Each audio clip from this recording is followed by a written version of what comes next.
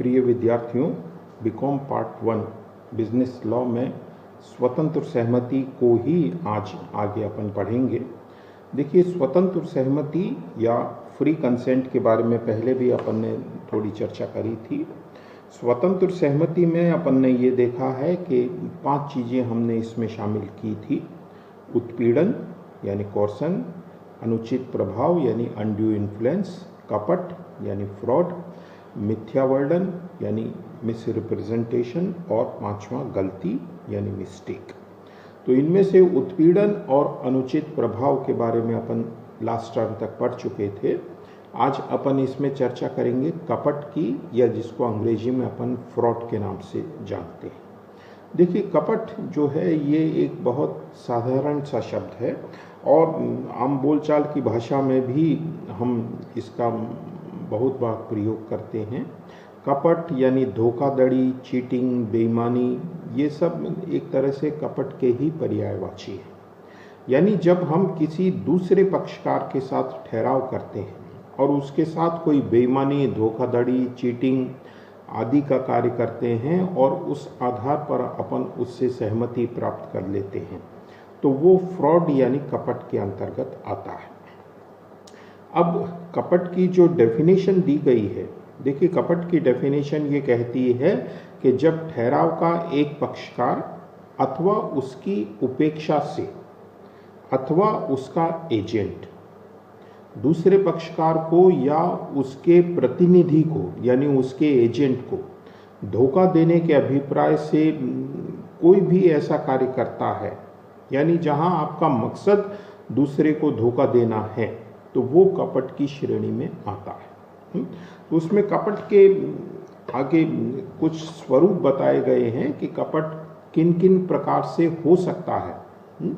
तो उसमें देखिए, जब ये कहा गया है कि आप किसी तथ्य के संबंध में यानी किसी फैक्ट के संबंध में आप ऐसी बात बताते हैं जो सत्य नहीं है, यानी एक तरह से सरल शब्दों में आप यूं कहें कि झूठ बोलना, गलत बात बताना। आपको वास्तविकता का पता है लेकिन आप दूसरे पक्षकार को गलत बात बता देते हैं। फैक्ट्री में प्रोडक्शन कुछ होता है, आपने झूठ बोलकर ज़्यादा प्रोडक्शन बता दिया। गाय बेचते समय आपको मालूम है कि गाय कितना दूध देती है, बेचते समय आपने झूठ बोल दिया। यानी कपट का पहला तरीका, पहला माध्यम ये हो सकता है कि एक व्यक्ति जो है वो दूसरे से झूठ बोलता है। दूसरा उसमें माध्यम या तरीका ये बताया गया है कि जब आप किसी चीज को, किसी तथ्य को जानबूझकर छिपाते हैं, यानी आप ये कोशिश प्रयास करते हैं कि दूसरे को इस बात की जानकारी न हो जाए, तो इसलिए आप किसी महत्वपूर्ण फैक्ट को छिपा लेते हैं। आपको खुद को असलियत पता है लेकिन आपने उस फैक्ट को छिपा लिया, तो ये कपट की श्रेणी में आता है।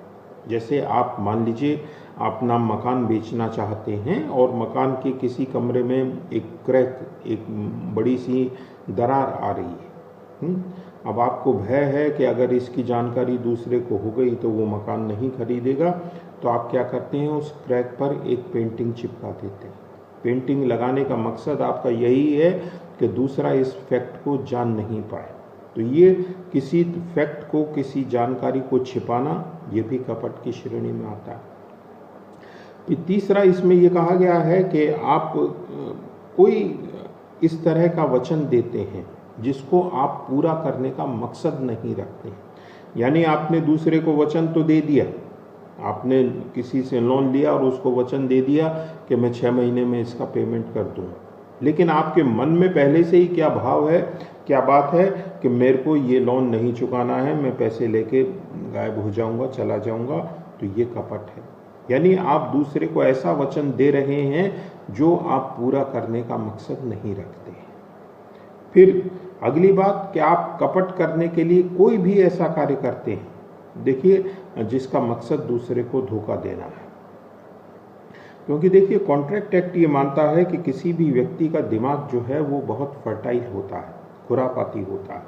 आप कपट करने के रोजाना नए नए तरीके ढूंढते रहते हैं। तो इसलिए कॉन्ट्रैक्ट एक्ट की परिभाषा इतनी विस्तृत कर दी गई है कि आप कोई भी तरीका अपनाएं, जिसमें आपका मकसद दूसरे को धोखा देना है, वो कपट की श्रेणी में आता है। फिर एक चीज इसमें और बताई गई है कि बहुत से जो अन्य अधिनियम हैं उनमें अगर किसी चीज को कपट बताया गया है, तो अलग अलग अधिनियमों के प्रावधान हैं, उनमें अगर किसी भी कार्य को कपट की श्रेणी में रखा है तो वो कॉन्ट्रैक्ट एक्ट के लिहाज से भी कपट की श्रेणी में आता है। जैसे इंसॉल्वेंसी एक्ट, दिवालिया अधिनियम ये कहता है कि आप दिवालिये के आवेदन से तुरंत पहले अपनी संपत्तियों का हस्तांतरण दूसरे पक्षकार को करते हैं तो वो कपट है। तो जो इंसॉल्वेंसी एक्ट में, दिवालिया अधिनियम में जो चीज कपट बताई गई है वो कॉन्ट्रैक्ट एक्ट में भी कपट की श्रेणी में आती है। तो ये कपट के तरीके माध्यम जो हैं वो बताए गए हैं।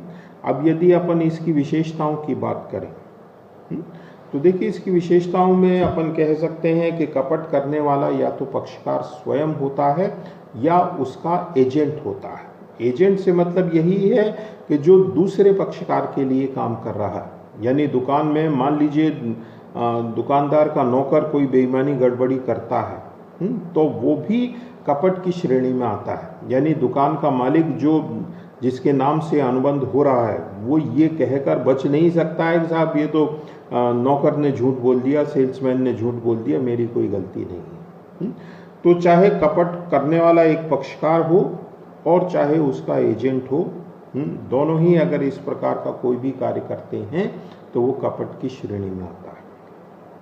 फिर कपट का मकसद जो है वो दूसरे पक्षकार को धोखा देना होता है। आप दूसरे के साथ बेईमानी करना चाहते हैं, चीटिंग करना चाहते हैं, क्योंकि आपके मन में पहले से ही ये भाव है कि अगर असलियत दूसरे को बता दी, असलियत का अगर पता लग गया तो हो सकता है कि दूसरा पक्षकार जो है वो हमारे साथ ठहराव अनुबंध नहीं करे।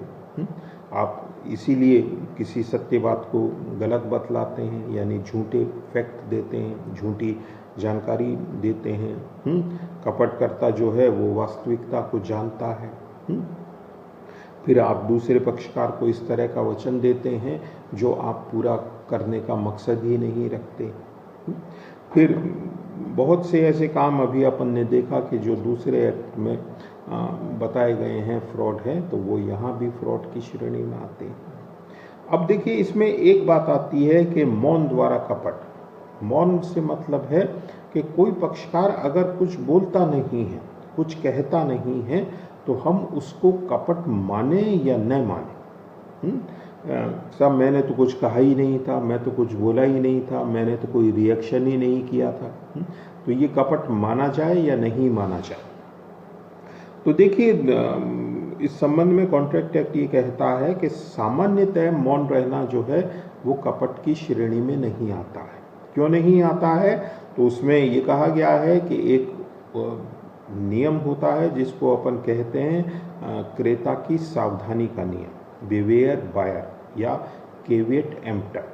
तो ये नियम ये कहता है कि जो क्रेता है, क्रेता से मतलब है कि जो दूसरा पक्षकार है उसको सावधान सचेत रहते हुए अनुबंध करना चाहिए। आप आंख खोलकर अनुबंध कीजिए। आपको कोई जानकारी चाहिए तो आप दूसरे पक्षकार से प्राप्त कर लीजिए, अन्यथा दूसरा पक्षकार सारी जानकारी आपको देने के लिए बाध्य नहीं है। यानी इसका मतलब ये हुआ कि अगर कोई पक्षकार चुप रहता है तो उसको हम सामान्य परिस्थिति में कपट नहीं मानते। लेकिन इसके कुछ अपवाद बताए गए हैं, एक्सेप्शंस हैं।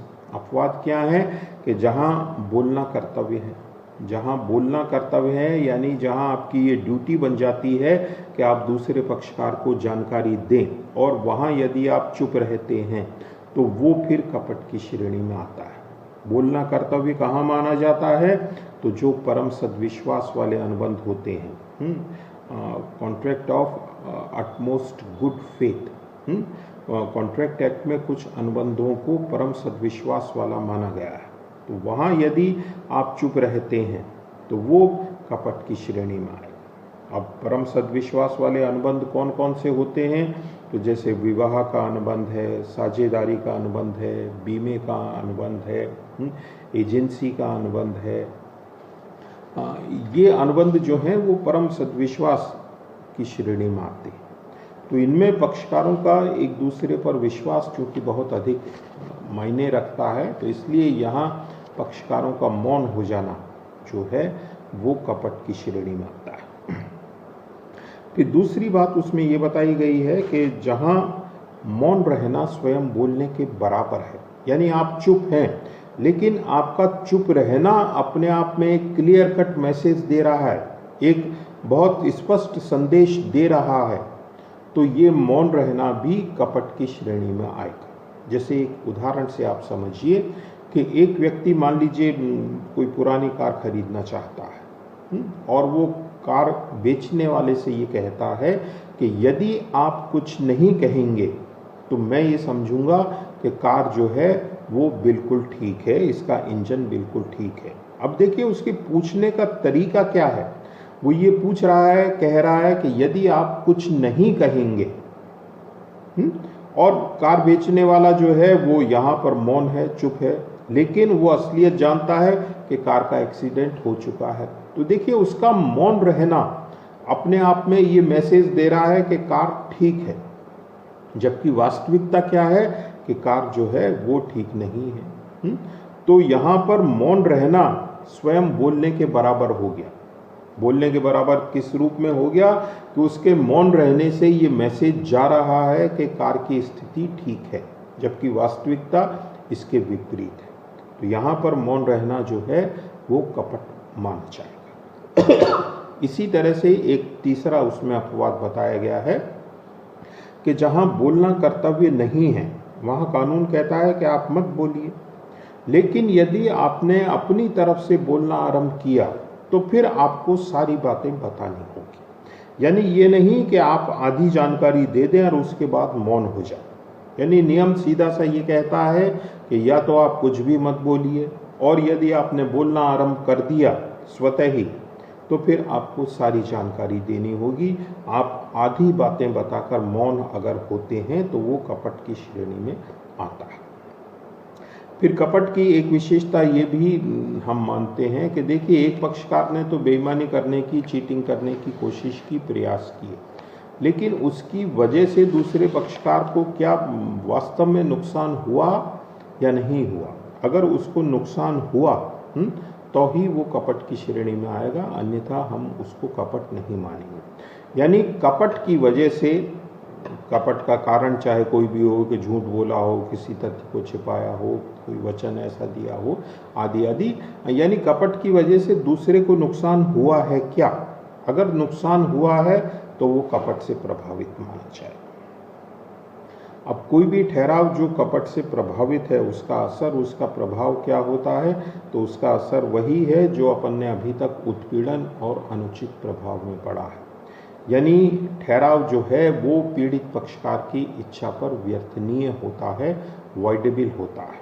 यानी पीड़ित पक्षकार चाहे तो उसको स्वीकार कर सकता है और चाहे तो उसको रद्द कर सकता है।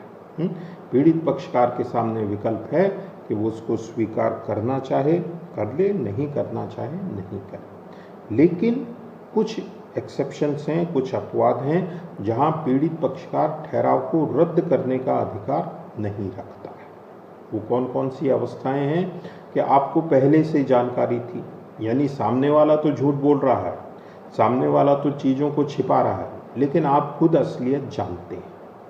तो कानून कहता है कि जब आपको पहले से असलियत मालूम थी तो आपके साथ कपट कहाँ हुआ, आपके साथ बेईमानी कहाँ हुई, क्योंकि आप वास्तविकता को जानते थे। दूसरी बात कि आपके साथ बेईमानी तो हो गई, कपट तो हो गई, लेकिन आप अब अनुबंध से पहले की अवस्था में नहीं पहुंच सकते हैं। यानी परिस्थिति इस प्रकार की हो गई है कि आप अनुबंध से पहले की अवस्था में नहीं पहुंच सकते हैं, तो अब आप ठहराव को रद्द भी नहीं कर सकते हैं। अब आप दूसरे उपचार जो हैं वो काम में ले सकते हैं। तीसरी बात कि पीड़ित पक्षकार जो है वो ये जानते हुए भी कि उसके साथ बेईमानी गड़बड़ी हुई है, वो ठहराव को स्वीकार कर लेता है, मान लेता है, उसकी पुष्टि कर देता है, और तो फिर उसको बाद में उस ठहराव को रद्द करने का कोई अधिकार नहीं रह जाता है। यानी एक बार आप स्वीकार कर चुके हैं तो अब आप उसको रद्द नहीं कर सकते हैं। और फिर अगर एक नियम ये भी है कि अगर पीड़ित पक्षकार ठहराव को रद्द करता है तो फिर प्रत्यास्थापना यानी रेस्टिट्यूशन का नियम लागू होता है। रेस्टिट्यूशन का नियम ये कहता है कि जो भी आपने आपस में लेन देन किया है वो ठहराव को रद्द करने की अवस्था में वापस किया जाएगा, यानी दोनों पक्षकार ठहराव से पूर्व की अवस्था में आएंगे। ये रेस्टिट्यूशन या प्रत्यास्थापना का नियम होता है। तो ये कपट के संबंध में कॉन्ट्रैक्ट एक्ट में कुछ बातें बताई गई है।